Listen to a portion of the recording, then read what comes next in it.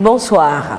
L'actualité ces dernières semaines a été marquée par l'élection présidentielle dont les résultats définitifs ont été proclamés mardi dernier.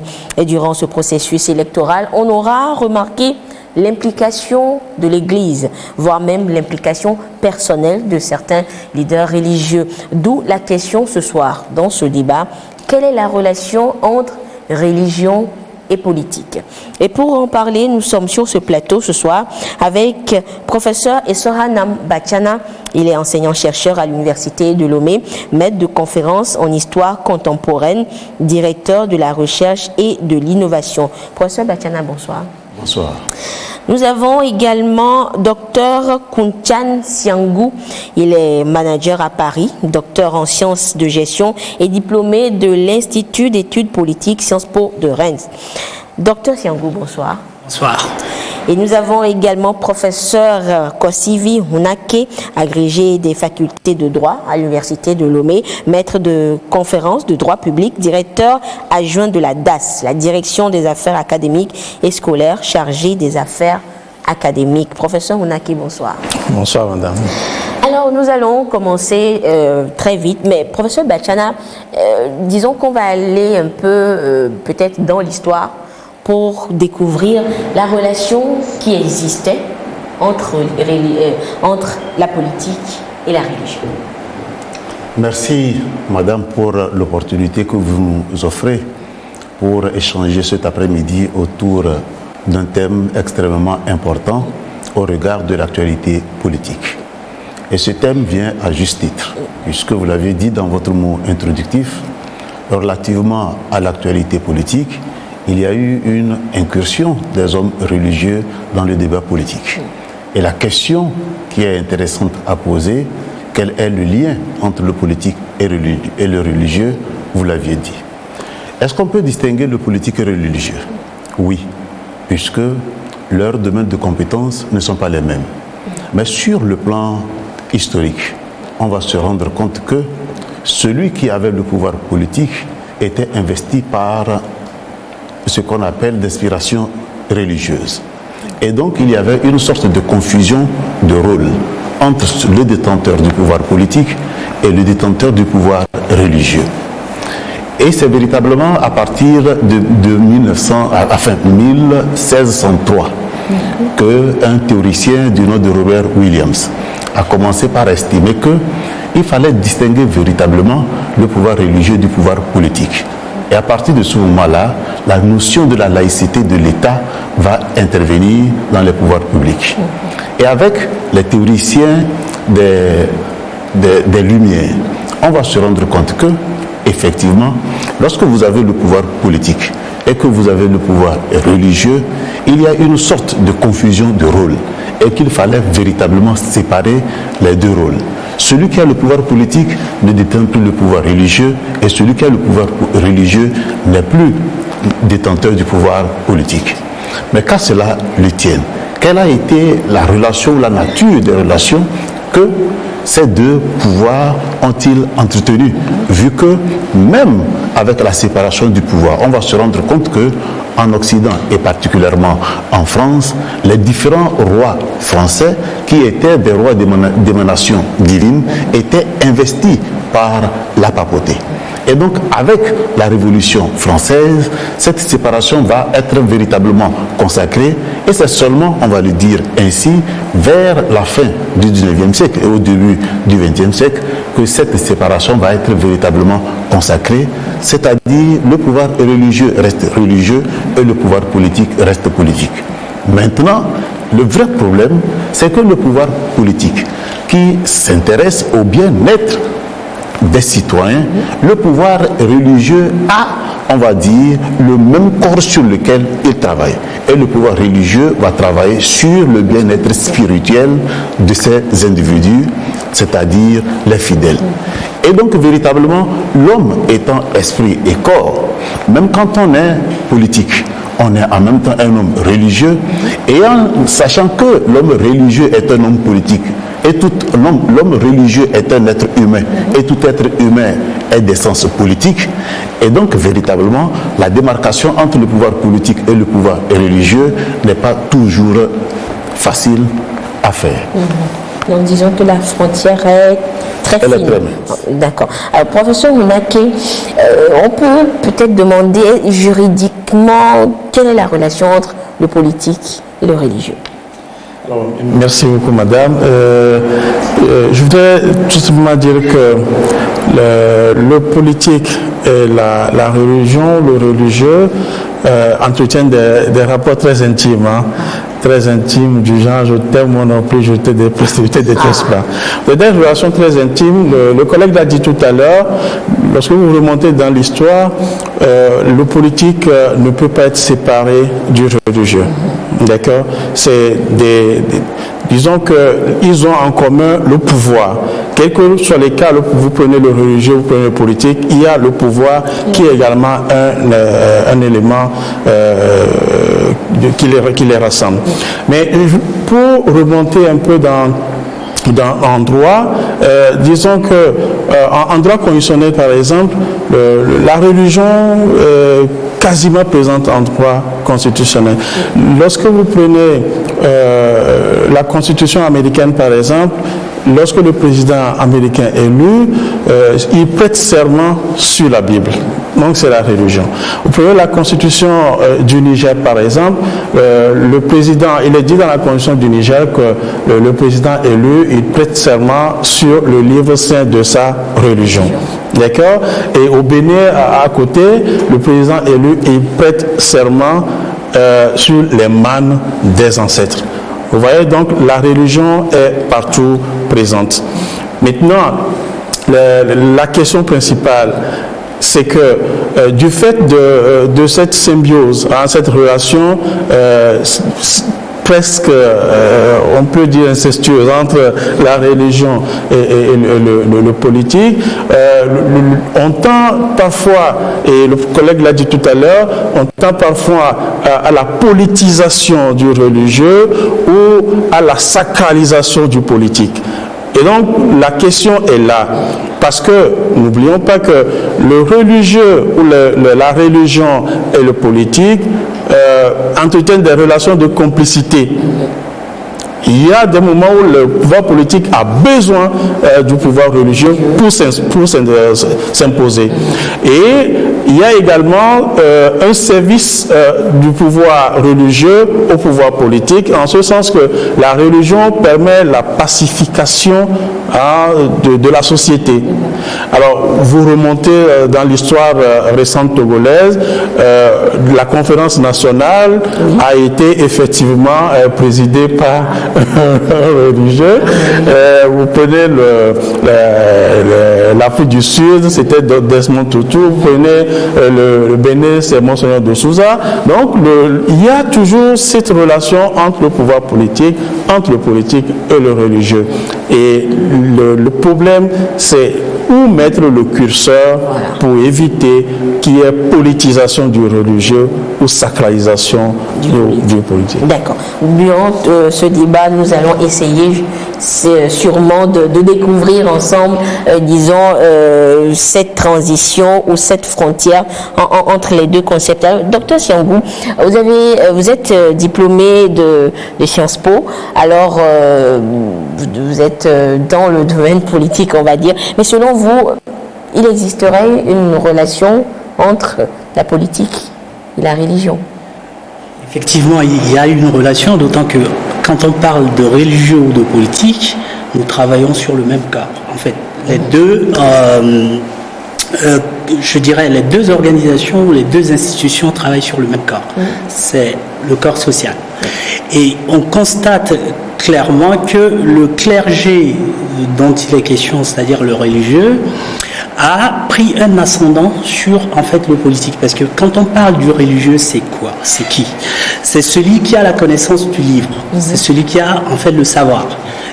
philosophiquement, ou je dirais de façon assez historique, mais de façon lointaine, le clergé, en fait, c'est celui-là qui s'oppose en fait au laïc. Et le clergé, lui, il a la connaissance en fait du livre, il a la connaissance de Dieu, et sa connaissance vient en quelque sorte du ciel. À côté, il y a le laïc, et ce laïc-là, il est celui-là qui travaille en même temps sur le temporel. Donc, néanmoins, les deux ont le même sens, c'est-à-dire c'est le sens du bien. Mais la particularité des deux, c'est que en travaillant sur le même champ, chacun a envie de bien faire et a envie d'avoir le pouvoir. Néanmoins, la séparation reste en fait difficile et poreuse, et la question que vous posez, ça pose d'emblée très facilement la question de est-ce qu'il y a une séparation et une distanciation? Est-ce qu'il y a en quelque sorte une fusion, une confusion?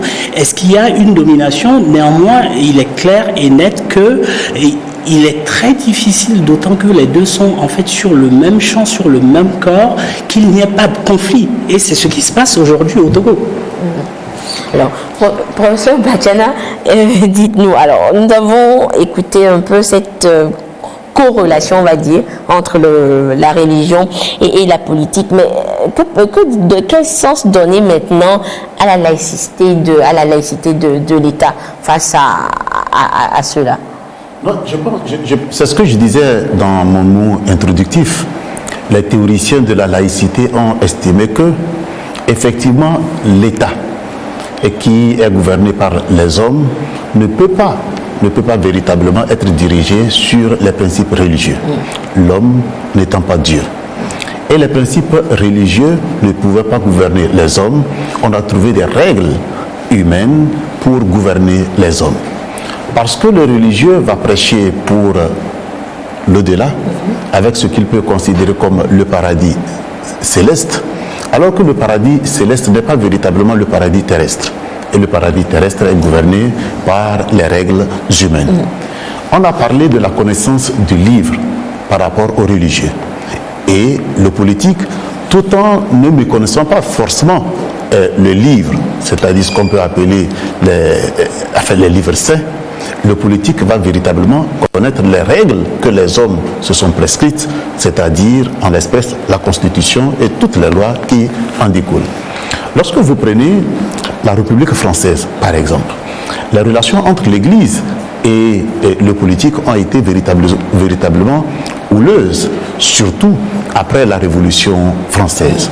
On va se rendre compte que la Révolution française, qui a été une révolution contre la monarchie était soutenue par le clergé, qui était constitué qui était le pilier fondamental du pouvoir politique. Et donc, lorsque la bourgeoisie va se mettre véritablement en place, pour qu'il y ait une sorte de distinction et que la bourgeoisie ait le pouvoir, vous êtes d'accord que celui qui avait le pouvoir politique, c'est-à-dire le monarque, soutenu par le clergé, vont jouer à la résistance. Et c'est cette résistance-là qui a conduit dans les relations françaises entre le pouvoir politique et le pouvoir religieux à des relations extrêmement difficiles. Ça n'a pas été forcément la même chose pour les autres pays, en Allemagne par exemple, où les relations ont été beaucoup plus amicales au regard de leur parcours et au regard de leur histoire, où sur le territoire allemand, il n'y avait pas véritablement une sorte de monarchie qui s'est implantée. La constitution du territoire allemand va commencer avec le Troisième Reich et avec donc les différentes idées émancipatrices qui vont naître.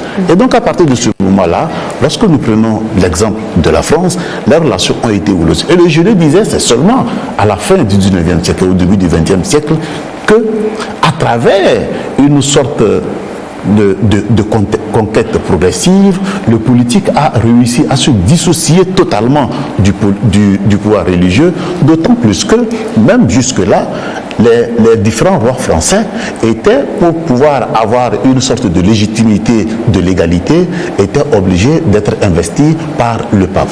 Et à partir du moment où ils vont se soustraire de la papauté, ils vont se soustraire également d'un certain nombre de symboles et de principes religieux. Et c'est comme ça qu'en France, notamment en en 1905, il y a une loi qui va véritablement scinder le pouvoir politique du pouvoir religieux, et la législation va consacrer notamment la reconnaissance du divorce dans les mariages.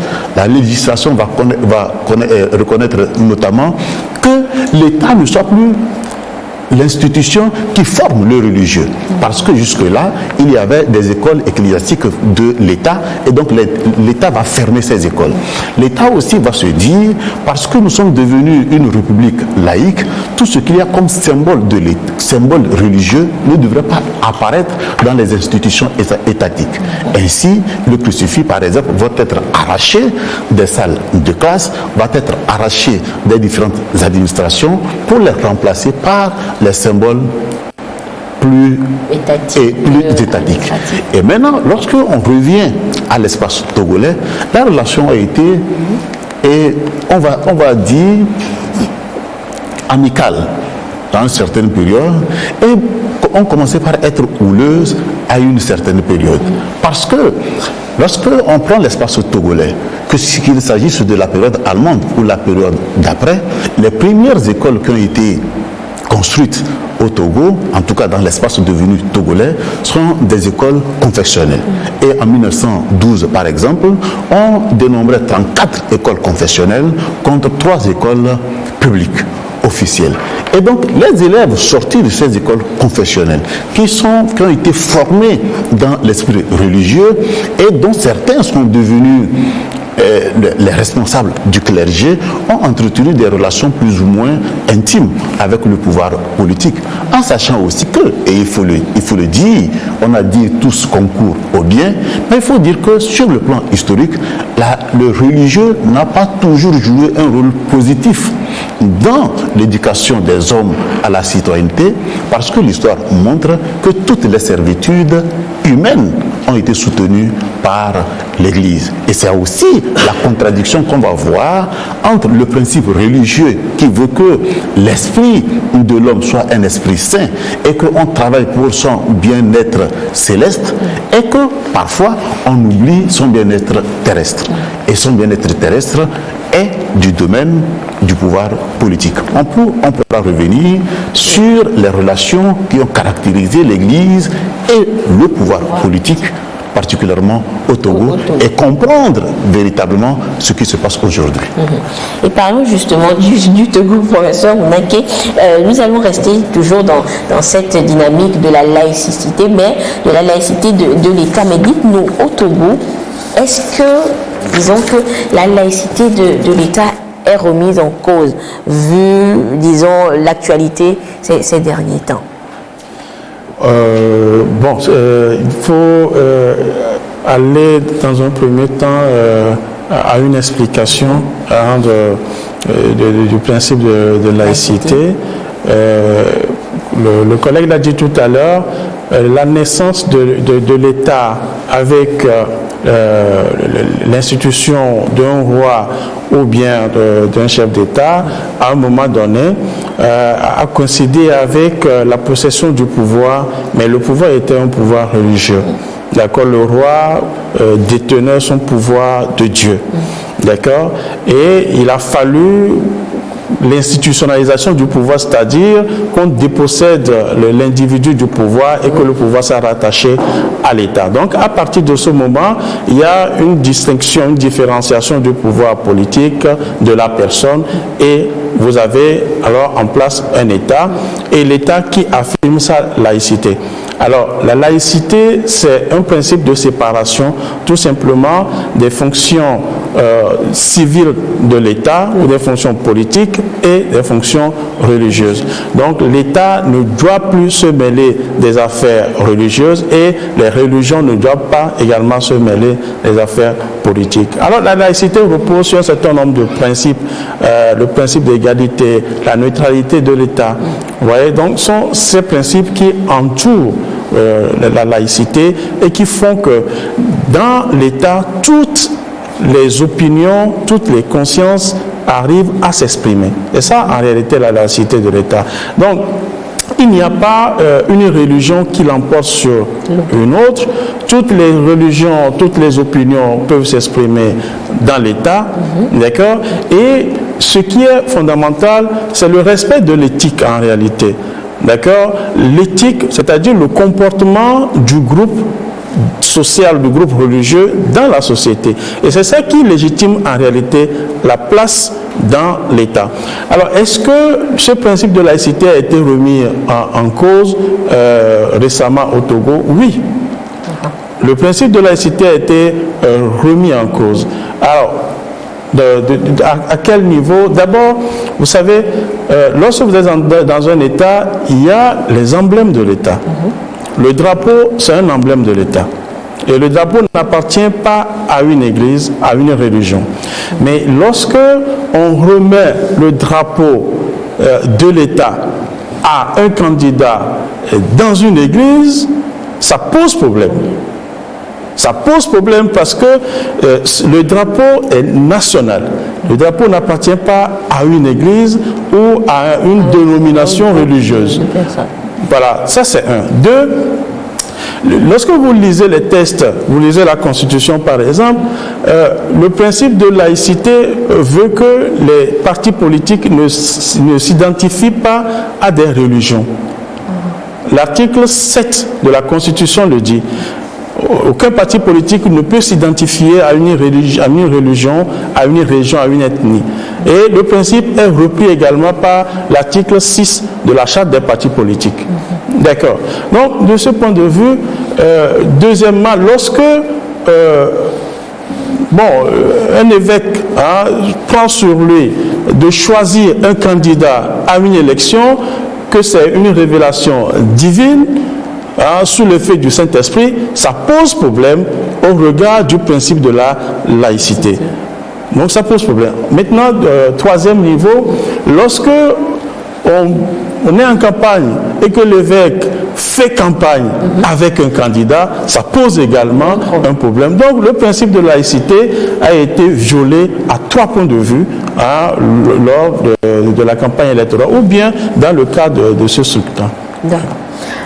Alors, docteur Siangou, vous, à votre niveau, comment vous, vous analyserez, on va dire, la sortie de la conférence des évêques? Est-ce qu'on dira que la religion a un peu outrepassé ses prérogatives?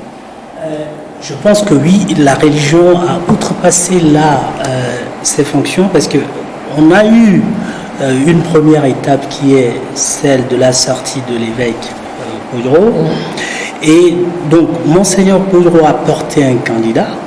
Et en portant un candidat, on pouvait se limiter à l'idée que c'est, disons, un personnage de l'Église qui fait une démarche personnelle. Mais là, on arrive à un point où, effectivement, on a tous les responsables catholiques, de l'Église catholique, qui sortent et qui se positionnent non seulement du côté de Monseigneur Poudreau, qui est un de leurs confrères, mais en même temps du côté d'un candidat. Ça veut dire qu'il y a quand même un problème qui est posé. C'est que c'est toute l'Église catholique qui se trouve embarquée dans cette histoire. Or, là, la question qui est posée, est-ce que nous sommes dans un principe de laïcité au Togo ? Si nous sommes dans ce principe-là, je pense quand même que l'Église devrait se garder de pouvoir, de façon assez collégiale, se mobiliser autour d'un candidat.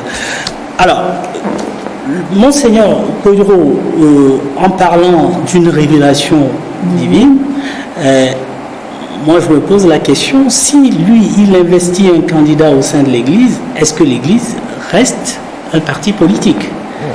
Non.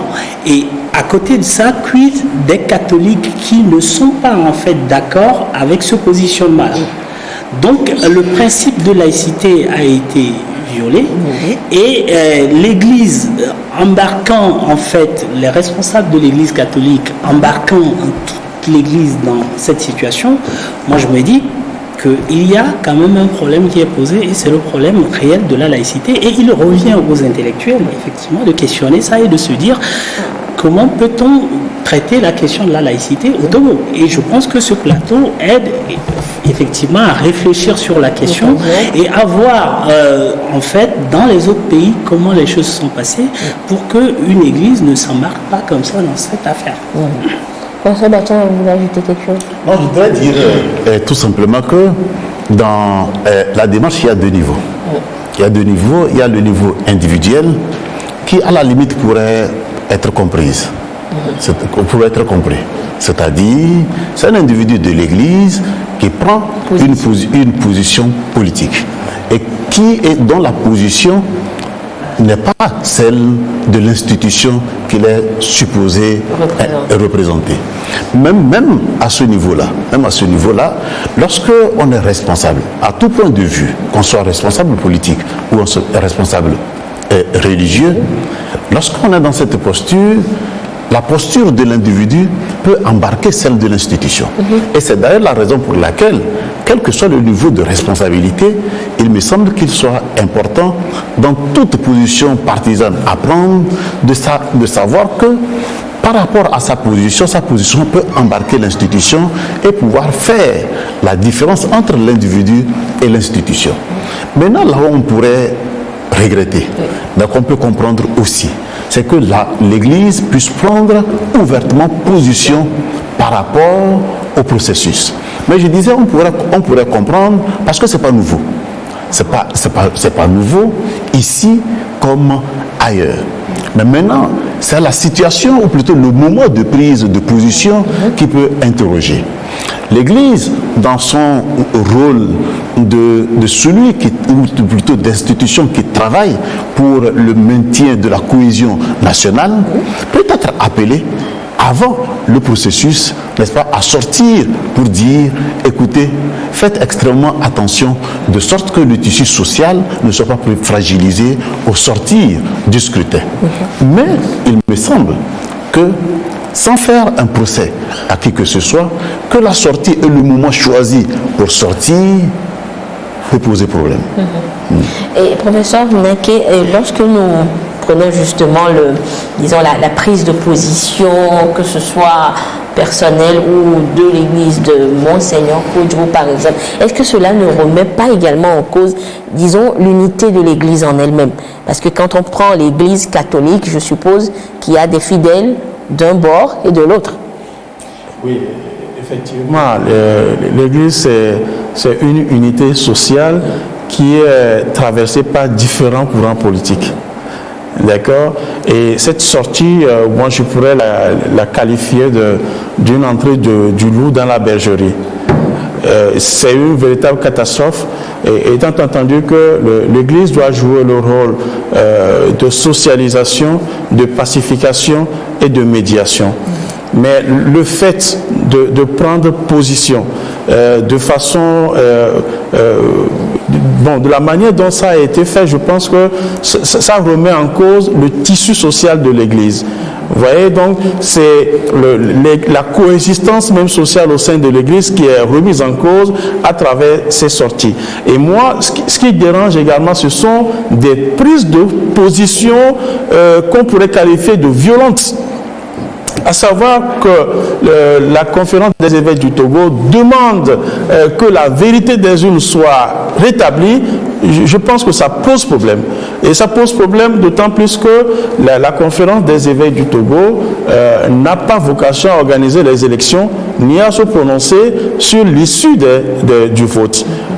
Donc, de ce point de vue, le tissu social au sein de l'Église est remis en cause, et au-delà, le fait même que dans la campagne électorale, on ait fait allégeance à un mouvement qui, selon le pouvoir politique, est un mouvement violent.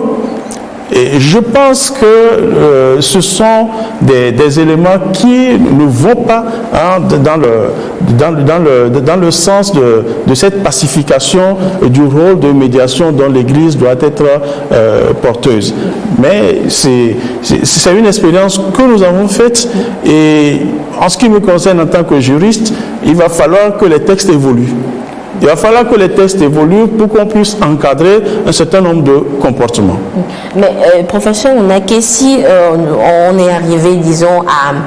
On ne va pas dire cet extrême-là, mais disons que c'est le fait que certains religieux outrepassent, par exemple, leurs prérogatives. Est-ce que cela ne vient pas peut-être de l'histoire ?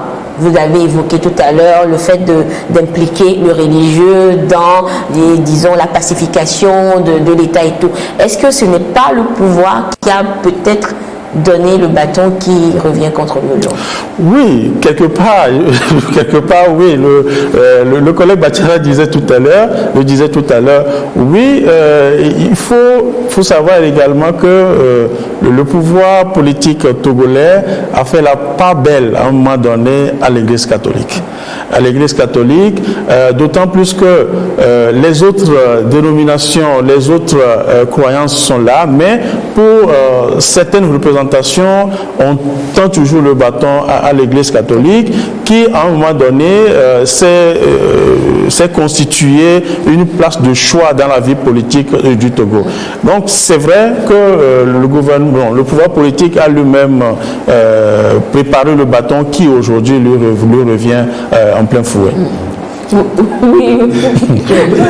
Je voudrais préciser que est-ce que le pouvoir politique togolais a attendu le bâton avec lequel on le frappe, et notamment par rapport à l'Église catholique? Moi, je ne dirais pas la même chose. D'ailleurs, et l'histoire le montre, les relations entre l'État togolais et l'Église catholique particulièrement ont été des relations plutôt houleuses.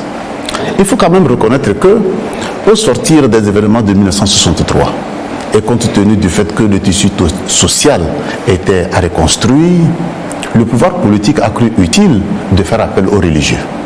C'est comme ça qu'à la conférence de la table ronde qui a été organisée en février 1963, l'Église, notamment catholique et protestante, a été appelée pour jouer un rôle modérateur. Mais très rapidement, les relations vont se compliquer entre l'Église catholique et le pouvoir politique, pour 3 raisons essentielles. La première raison, c'est ce que l'Église catholique a appelé, après 1974, le culte de la personnalité. C'est-à-dire dénoncer ce qu'elle appelait le culte de la personnalité. La deuxième raison qui a compliqué les relations entre l'Église catholique et l'État togolais, c'est à partir de 1974, le recours de l'authenticité culturelle, la politique de recours à l'authenticité culturelle, où l'une des variantes était l'abandon des prénoms dits importés, qui sont en réalité des prénoms chrétiens. Et puis, la troisième raison historique qui fonde la complexité des relations entre l'Église catholique et le pouvoir togolais, c'est notamment la question des martyrs. Et la question des martyrs et la célébration des martyrs, le 21 juin de chaque année. L'Église catholique, à l'époque, avait estimé que dans l'histoire politique du Togo, il y avait un certain nombre d'événements et des morts qui pourraient être ici au rang de martyrs. Et qu'il n'y avait pas que les événements de Piahodo. Maintenant, ce sont, bien sûr, on l'a dit, c'est à Piahodo qui a eu le nombre le plus important de morts, mais l'Église catholique n'a pas estimé qu'il soit utile de baptiser le 21 juin étant la journée de martyrs de Piahodo comme journée de martyrs. Et a estimé à l'époque que si les gens sont morts pour la nation, d'accord, ils ne sont pas morts à cause de l'évangile, puisque à l'occasion de la célébration de la fête des martyrs, on demandait aux religieux de venir prier. Et à partir de ce moment-là, les tenants de cette école étaient, entre autres, il faut le dire, l'abbé Denis Djaba, l'archevêque, je pense qu'il est parti à la retraite. Il y a Monseigneur Atapa et bien évidemment Monseigneur Pojo. Et lorsque, en 1976, il devrait être intronisé évêque à Atapamé, effectivement, le pouvoir politique a estimé qu'il n'était pas la personne la plus indiquée, enfin il n'était pas très indiqué parce qu'il avait des positions contraires à celles du pouvoir togolais. Et de façon officielle, le pouvoir politique avait estimé que à sa nomination, il n'avait pas été consulté par le pape. Et les émissaires du pape sont venus dire au président Eyadema que dans les règles de l'Église catholique, le pape n'a pas à demander une autorisation de chef de l'État avant de nommer un évêque et qu'il l'informait tout simplement. Mais toujours est-il que dans l'intronisation de Monseigneur Podjoro en 1976, il y a eu un certain nombre de difficultés et au lieu qu'il soit intronisé à Atapamé, c'est parce que c'est là-bas qu'il devrait prendre fonction, c'est à Lomé que ça s'est passé dans des conditions extrêmement difficiles. Et pendant 4 ans, Monseigneur Podjoro n'a pas réussi à rejoindre ses fidèles à Atapamé et donc dirigeait l'église d'Atapamé de loin, notamment Lomé. Et c'est donc à partir de 1981 que, avec les médiations qui ont eu cours, que Monseigneur Podjoro va pouvoir regagner la ville d'Atapamé. Pour dire quoi? Pour dire que, effectivement, les relations entre l'Église catholique et le pouvoir politique ont été conflictuelles. C'est pour ça que je disais que c'est à la lumière de ces événements qu'on peut comprendre aujourd'hui ce qui se passe à travers l'incursion de Monseigneur, avec tout le respect que nous le devons, incursion inappropriée dans le débat politique. Et il me semble que, et c'est là où le débat va être intéressant, que finalement, on sort purement du cadre religieux pour un certain règlement de compte personnel et malheureusement, parce qu'on a une certaine position sociale, les questions personnelles entachent celles des institutions. D'accord. Docteur Siangou, vous vouliez rebondir justement par rapport à ma question de savoir est-ce que ce n'est pas le bâton tendu qui revient? Oui, j'ai voulu intervenir pour dire simplement que effectivement le comportement d'une personne en fait d'un haut niveau au niveau de l'Église catholique peut quand même interroger, d'autant que Monseigneur Podjoro, de par ce que vient d'expliquer le professeur, a démontré que son parcours a pu effectivement influencer son positionnement. Ça, c'est un premier point. Le deuxième point, l'Église catholique, de par ce que nous avons aujourd'hui comme institution au Togo, c'est une Église quand même qui a essayé de créer, je dirais, au niveau de l'organisation, non seulement de l'État, mais aussi au niveau de l'organisation de la société au Togo, c'est une institution qui est suffisamment installée. Pourquoi? Parce que la majorité d'un certain nombre de responsables aujourd'hui ont fréquenté les écoles catholiques et il y a un attachement à l'Église catholique. Donc cet attachement-là, il ne faut pas le négliger. Néanmoins, l'Église catholique, c'est une Église aussi qui ne manque pas d'influence. Parce que le pape, avec toute sa structuration, Rome, avec tout ce qu'elle a mis comme organisation, ça permet effectivement d'avoir un certain nombre d'influences. Au niveau du Togo, il ne faut pas quand même négliger que cette Église catholique, ayant formé un nombre important de responsables, ça permet aussi de comprendre sa structuration et bien sûr de pouvoir, dès lors qu'il y a une situation, pouvoir se tourner vers elle. La conférence nationale souveraine, si nous revenons à ça, il y a eu l'organisation de la conférence nationale. Monseigneur Podjoro était effectivement avec un autre évêque et il revenait aussi aux responsables politiques parce que Monseigneur Podjoro est devenu un personnage assez important dans la politique togolaise, tout simplement parce qu'il a aussi dirigé cette conférence nationale souveraine. Et il revenait, on parle là de l'État, mais il faut aussi parler des responsables politiques.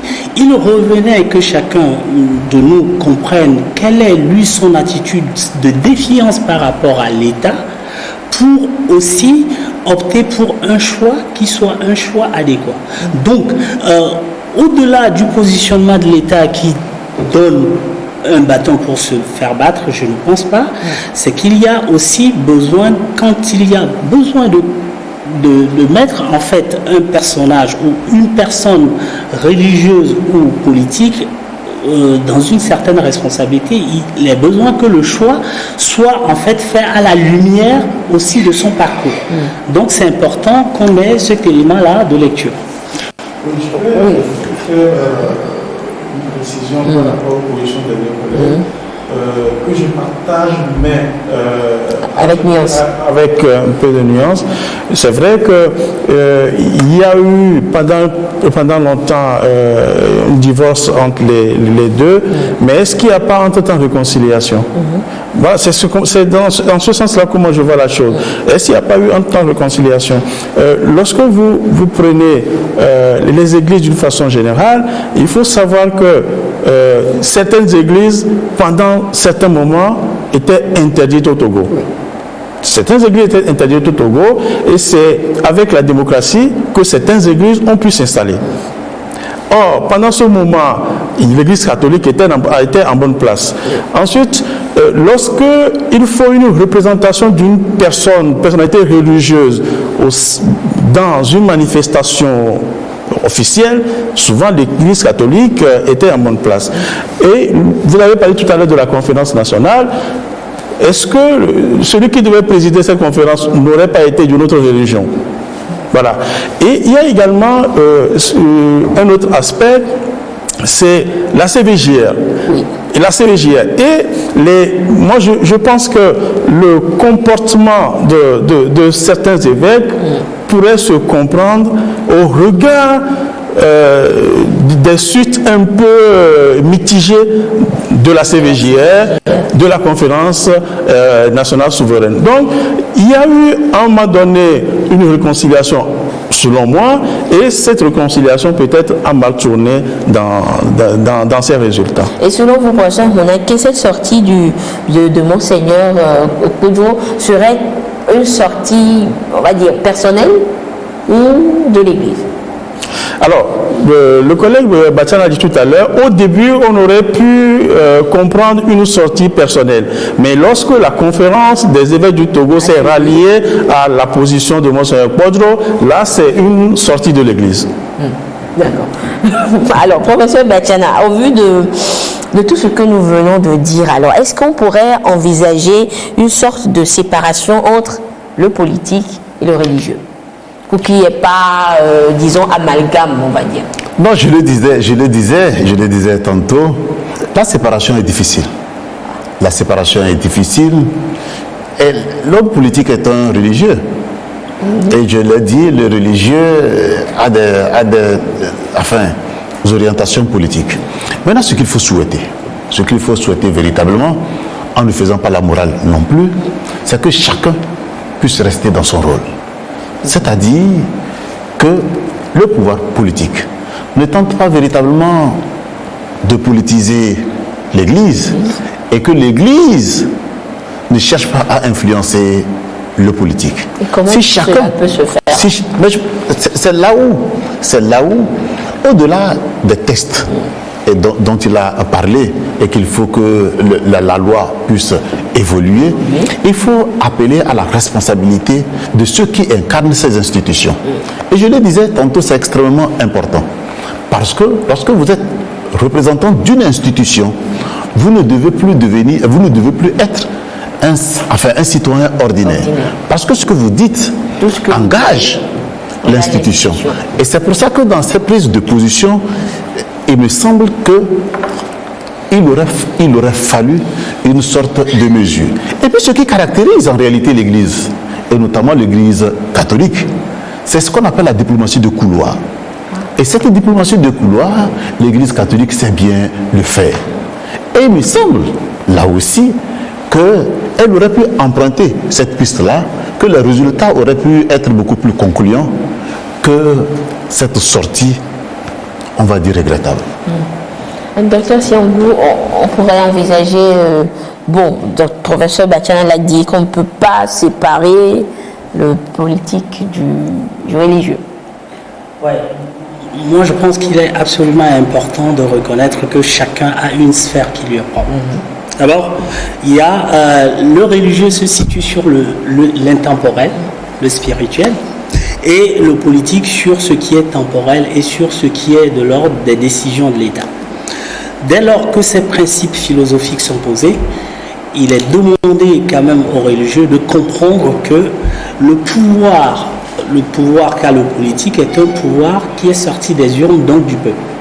Et la morale, moi je préfère effectivement qu'on reste sur le plan éthique et qu'on parle du bien agir plutôt que de rester dans des principes moraux. Et les religieux, en France par exemple, on a vu avec la laïcité permet donc une tolérance de toutes les religions, mais une séparation nette entre ce qui est du pouvoir religieux et du pouvoir politique.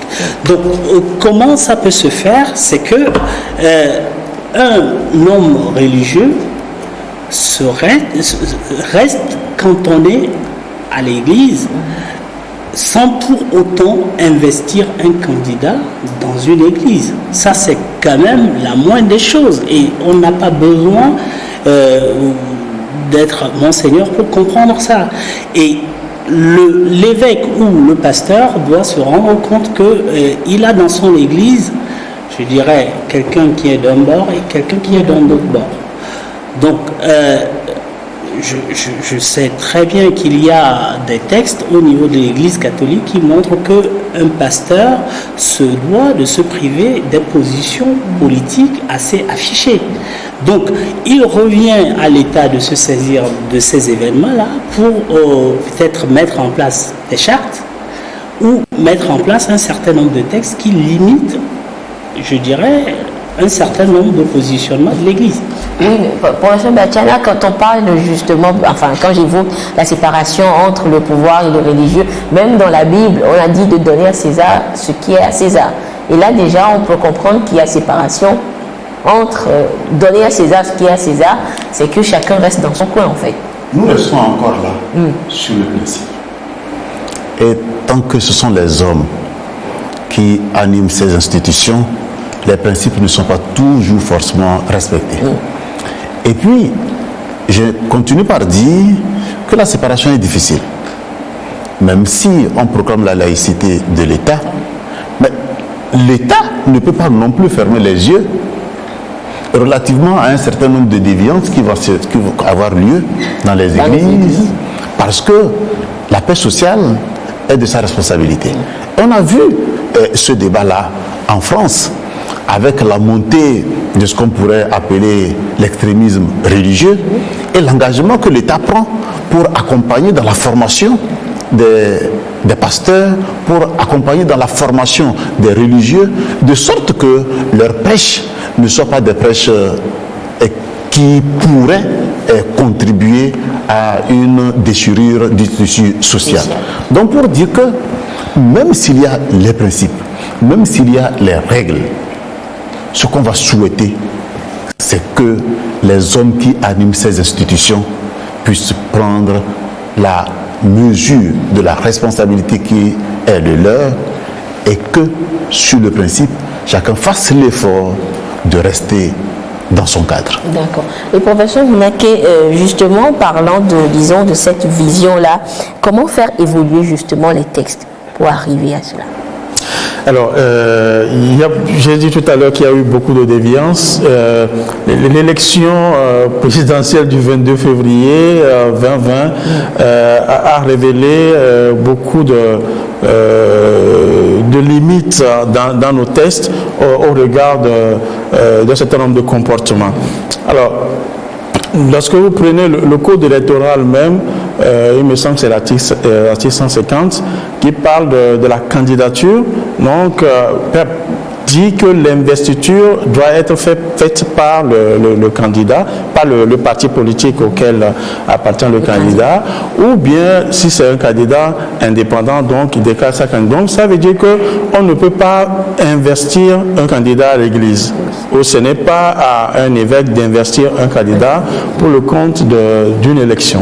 Alors, si ça a été fait, il me semble que de ce point de vue, le code électoral doit évoluer pour interdire ce genre de comportement. Également, il me semble également qu'on doit légiférer sur les emblèmes de l'État. Les emblèmes de l'État, quelles sont les situations dans lesquelles les emblèmes doivent être utilisés. Parce que, à ce que je sache, c'est une autorité qui est revêtue de la légitimité politique et non d'une légitimité religieuse qui peut utiliser les emblèmes de l'État. Mais nous avons vu ce qui s'est passé. Il faut que nos tests évoluent pour que chacun puisse rester dans son rôle. Mais relativement à la séparation, le collègue l'a dit tout à l'heure, la séparation est difficile. Elle est difficile. Voire impossible. Non, elle n'est pas impossible. La séparation n'est pas impossible, elle est difficile. Vous savez, c'est parce que aujourd'hui, il y a, on peut dire, un clash entre le pouvoir politique et le religieux que ces problèmes apparaissent.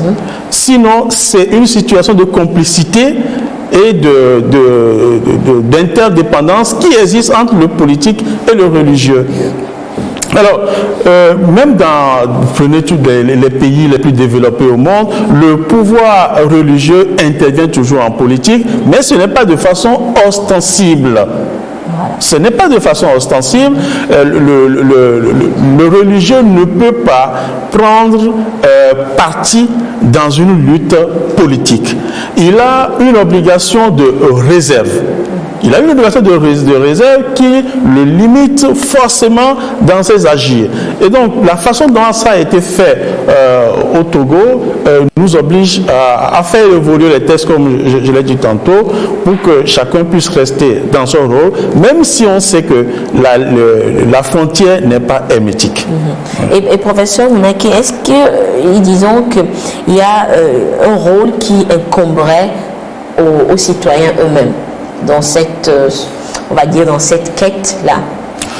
Alors, j'ai dit tout à l'heure, le loup est entré dans la bergerie, d'accord?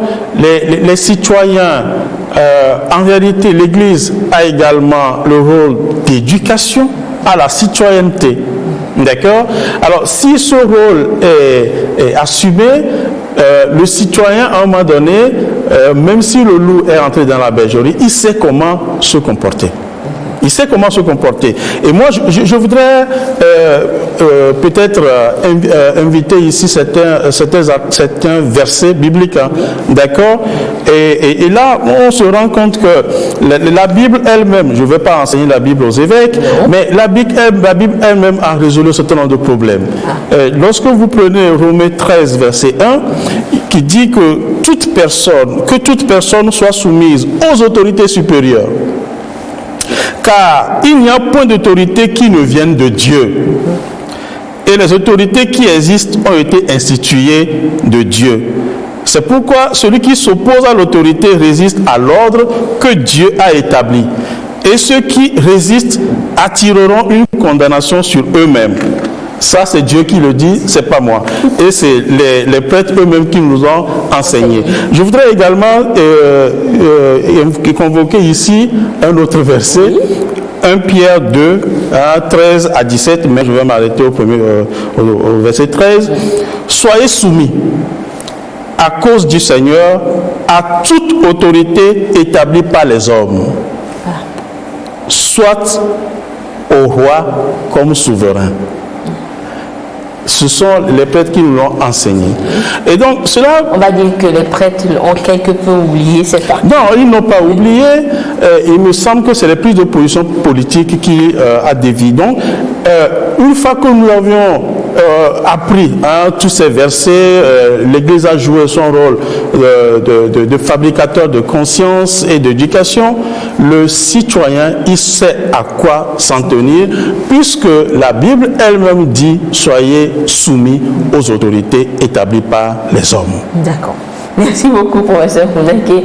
Monsieur Siangou, vous voulez ajouter quelque chose? Moi, ce que je voulais dire, c'est que l'acte composé, en fait, les évêques, montre combien il y a aussi quelque part une forme de discrimination, parce qu'au Togo, on n'a pas que des chrétiens, on n'a pas que l'Église catholique. Ce qu'ils n'ont pas compris, c'est que quid des musulmans qui sont au Togo. Quand on investit un candidat au sein d'une église, ça pose vraiment la question de savoir est-ce que le Togo est un pays uniquement, exclusivement catholique. Ça, c'est un premier point. Le deuxième point, c'est que la question de la morale et de la conscience est posée, d'autant que là, qu'une église ou que l'église catholique se lève pour dire nous avons un candidat et que les élections ont été, en fait, je dirais, n'ont pas été...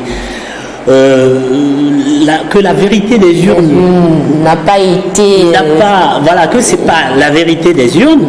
Je me pose la question réellement sur quelle base ils fondent en fait leur argument.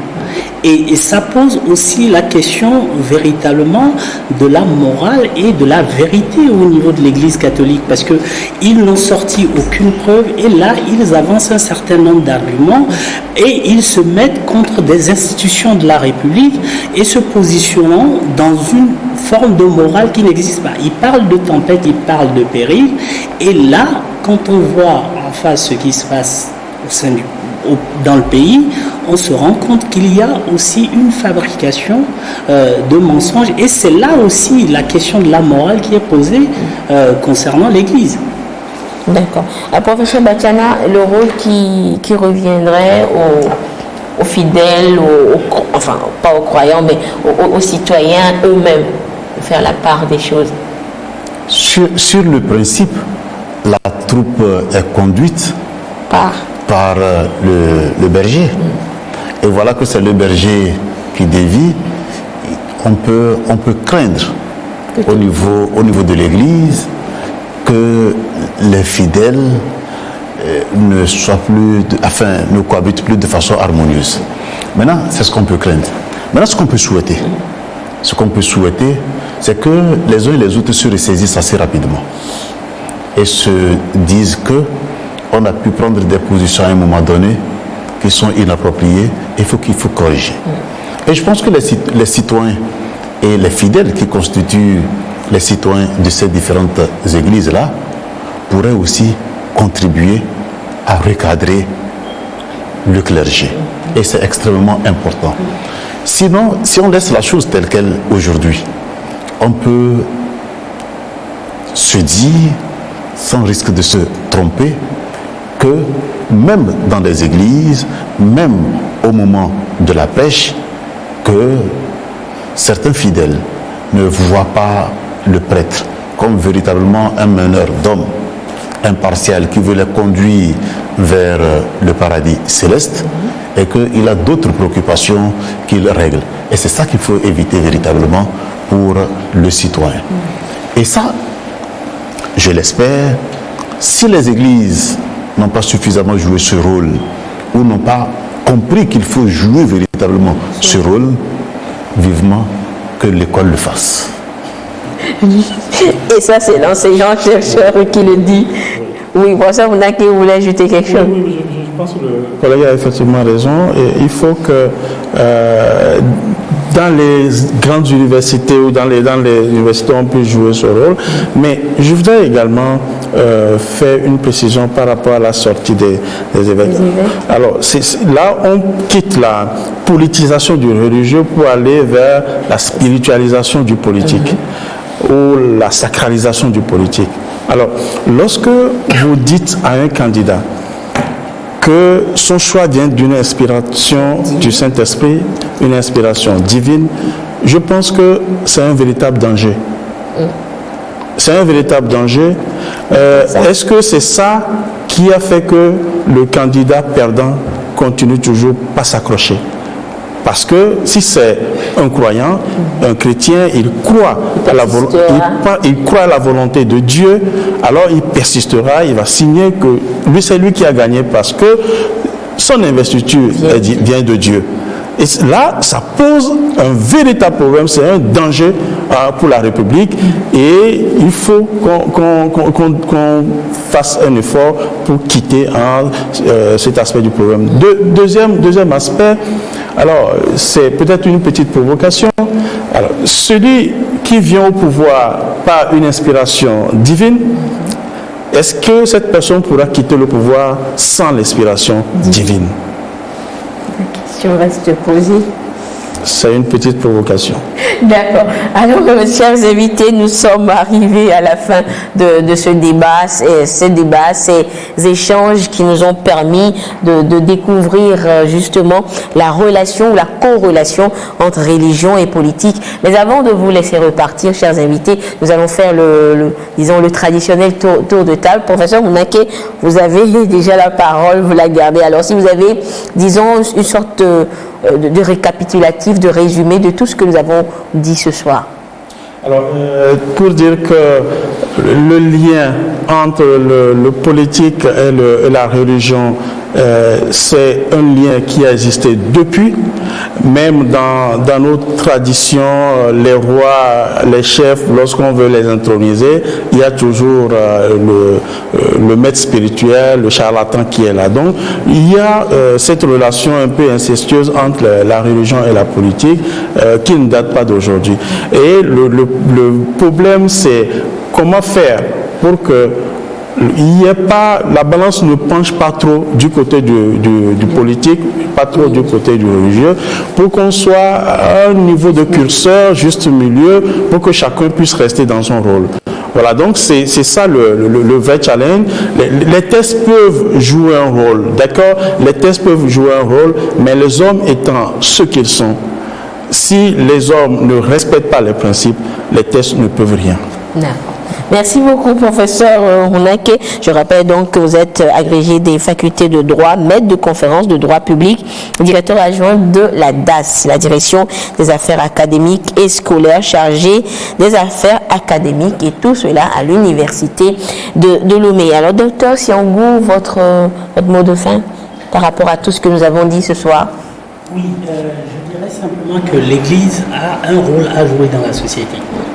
Et néanmoins, il serait intéressant qu'elle laisse le politique conduire en fait les hommes du point de vue de l'État.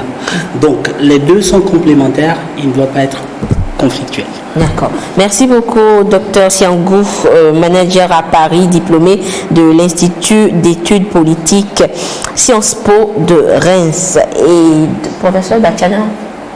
Je voudrais rappeler tout simplement que l'Église est connue pour sa médiation. L'Église est connue pour ce que nous appelons la diplomatie de couloir.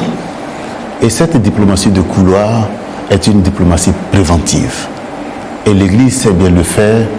Et il me semble que si elle veut continuer par jouer un rôle important pour la cohésion sociale, et on peut lui demander de jouer ce rôle, et il n'y a pas de raison qu'elle ne joue pas ce rôle, il faut qu'elle continue par mener cette diplomatie de couloir qui est préventive, que de s'atteler à des sorties qui peuvent être dangereuses. D'accord.